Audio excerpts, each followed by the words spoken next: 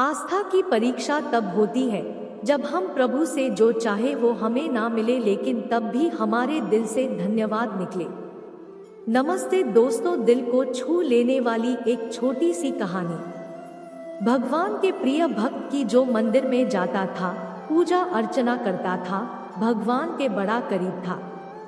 एक दिन उसने भगवान से कहा कि भगवान, आप कब तक यहाँ मूर्ति बनकर खड़े रहेंगे? आज आप जरा घूम आइए, आपकी जगह मैं खड़ा हो जाता हूँ। अगर आप मुझे आगे आते। भगवान ने कहा, ठीक है, चला जाता हूँ, लेकिन एक बात का ध्यान रखना, और वो एक बात ये है, शर्त ये है कि यहाँ जो भी आए दर्शन के लिए, जो भी मांगे, जो भी करे, जो भी हो, तुम कुछ मत बोलना, तुम कुछ मत करना, बस मूर्ति बनकर खड़े रहना। मैंने सबके लिए प्लान बना रखा है, योजना बना रखी है, सबका काम कर दूंगा, तुम कुछ मत बोलना। भक्त ने कहा, ठीक। वो आ गया और भगवान चले गए। भक्त वहां मूर्ति बनकर खड़ा हो गया। भक्त आते रहे, जाते रहे। दर्शन के लिए एक व्यापारी आया, प्रणाम किया।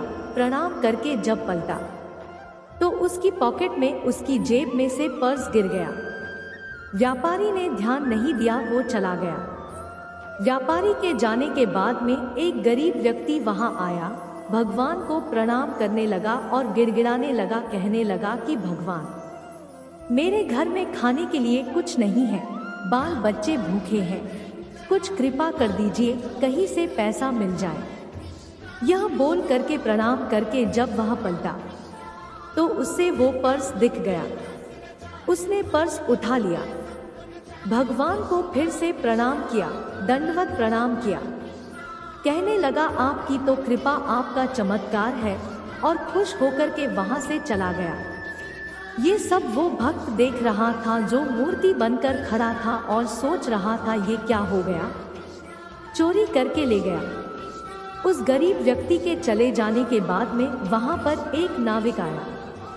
नाव चलाने वाला आकर के प्रार्थना करने लगा, प्रणाम करने लगा और कहने लगा कि भगवान, मैं 15 दिन के लिए समुद्री यात्रा पर जा रहा हूँ, आप देख लेना मेरी यात्रा सही से हो जाए, मुझे संभाल लेना, घर वालों को संभाल लेना, सब कुछ आपके हवाले है, मेरी यात्रा सफल बनाना।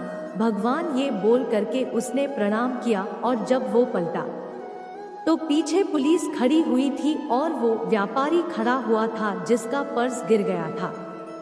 वो आरोप लगा रहा था कि इस नाविक ने वो पर्स चुराया है, क्योंकि मेरे बाद में ये आया है। पुलिस वाले उस नाविक को पकड़ कर ले जाने लगे। वो नाविक बोल रहा था कि मैंने कोई पर्स नहीं देखा ही नहीं, मैंने तो कोई पर्स लेकिन नहीं चुराया। पुलिस वाले सुन नहीं रहे थे क्योंकि व्यापारी का आरोप था। तो उस नाविक को ले जाने लगे। तभी वो भक्त जो मूर्ति बनकर खड़ा था और कहने लगा कि अरे, इसने नहीं चुराया है, इससे पहले गरीब आदमी आया था, वह चुरा के ले गया, उसके घर जाओ, मिल जाएगा। अभी पुलिस वाले पहुंच गए इस गरीब आदमी के घर। उसके घर से पर्स मिल गया, उसको पकड़ के ले गए, जेल में बंद कर दिया। नाविक जो था वहां से चला गया। शाम में भगवान आए तो उस भक्त ने उनको सारी बात बताई कि भगवान, आज ये सब हुआ। भगवान ने कहा, मैंने तुम्हें क्या शर्त बताई थी? मैंने तुम्हें कहा था कि तुम यहाँ खड़े रहना, कुछ मत करना, बस खड़े रहना। मैंने सबके लिए योजना बना कर रखी है, तुमने सारा काम बिगाड़ दिया। उस व्यापारी की जेब से पर्स गिर गया था, उसमें इतने पैसे नहीं थे कि उसका नुकसान हो जाता है।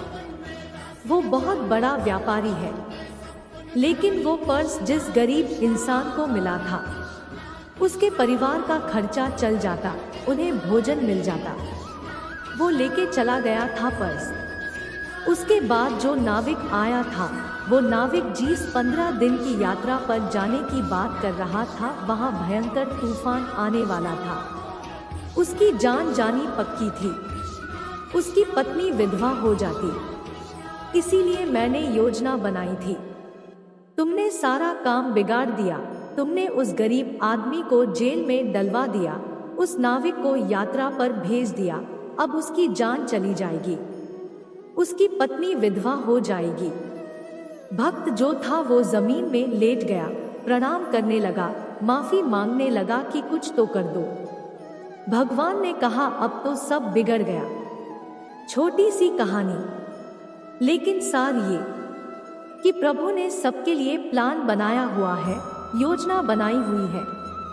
तो अगर आपके मन का कुछ नहीं भी हो रहा है, जो आप चाह रहे हैं वो आपको नहीं भी मिल रहा है, तब भी आपके दिल से प्रभु के लिए धन्यवाद निकलना चाहिए, क्योंकि उस पर आपका भरोसा पक्का होना चाहिए।